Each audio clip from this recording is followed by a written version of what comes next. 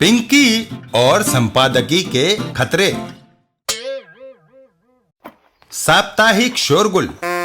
देखो संपादक जी के क्या हाल है।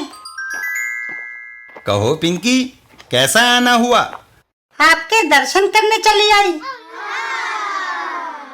संपादक जी, आपका काम भी क्या रईसी का काम है। तरह तरह की मनोरंजक कहानियां, कविताएं पढ़ने को मिलती हैं। पिंकी, यह काम इतना आसान नहीं है। जिसकी चाहे रचना छापो, जिसकी चाहे रद्दी की टोकरी में फेंक दो, यह तो मैं भी कर सकती हूँ। ठीक है, आओ तुम मेरी कुर्सी पर बैठो। पिंकी कुर्सी पर बैठ जाती है। वाह, यह जगह तो सचमुच बड़ी शान शौकत वाली है। तभी जयराम जी की आप? हनुमान अखाड़े का तोंदू पहलवान। बंदे को कविता का शौक है। आपकी पत्रिका के लिए ये कविता लिखी है। पिंकी कविता को पढ़ती है। यह कविता तो बेकार है, हमारे यहाँ नहीं छप सकती। तोंदू पहलवान पिंकी का कान उमेड़ देता है। कैसे नहीं छप सकती?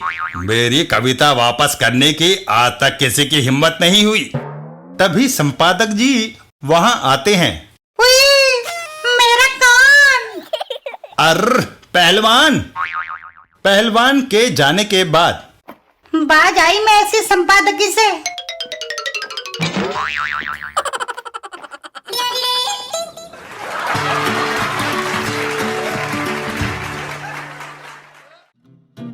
बिल्लू की बहादुरी।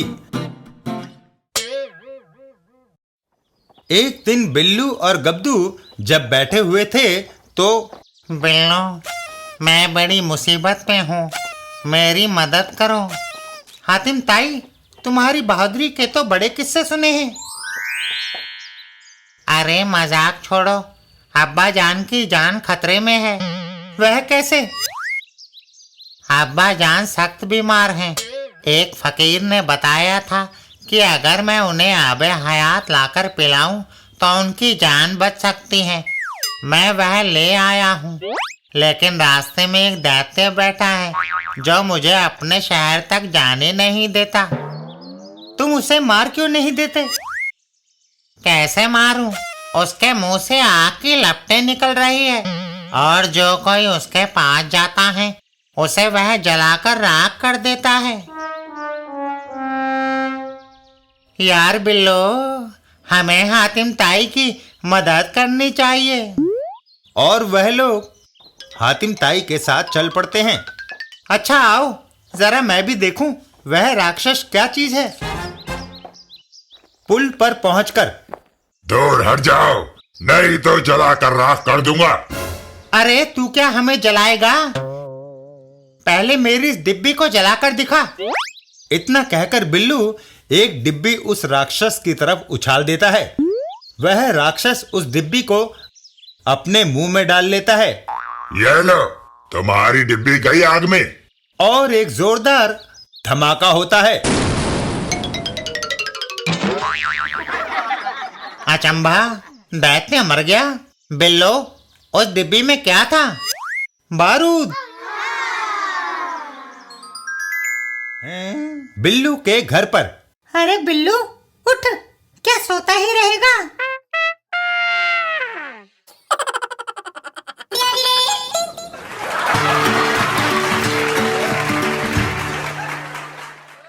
चाचा चौधरी और कड़ाकेदार संगीत। एक दिन चाचा चौधरी के घर पर चाचा चौधरी और साबू।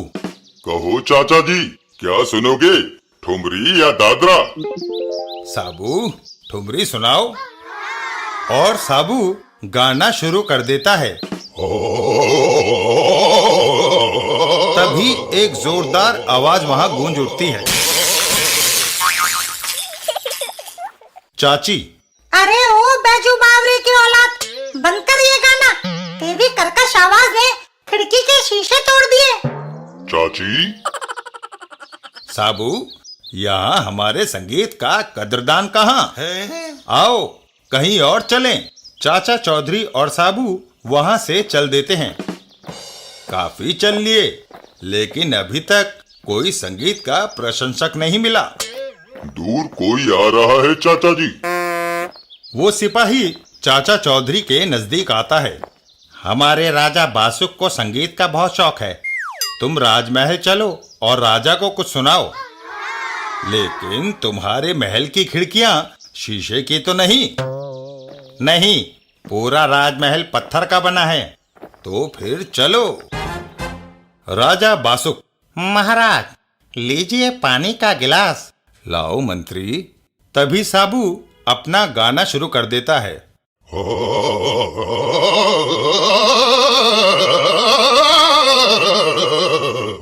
और राजा के हाथ में थमा हुआ कांच का गिलास चकनाचूर हो जाता है।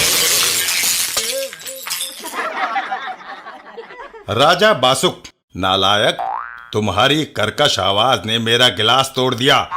इस गुस्ताखी के लिए क्यों ना तुम्हें फांसी पर लटका दिया जाए। ठहरिए महाराज, आपका गिलास टूटने से जो पानी गिरा उसे बिल्ली पी रही है। चाचा चौधरी का दिमाग कंप्यूटर से भी तेज चलता है और वो बिल्ली चित हो जाती है। और देखिए, वह पानी पीते ही बिल्ली ने दम तोड़ दिया। अगर आप ये पानी पीते तो आपका भी यही हाल होता। पानी में जहर मिला था। मक्कार मंत्री मुझे मारकर खुद राज्य हड़पना चाहता था। ले जाओ इसे और गोली से उड़ा दो।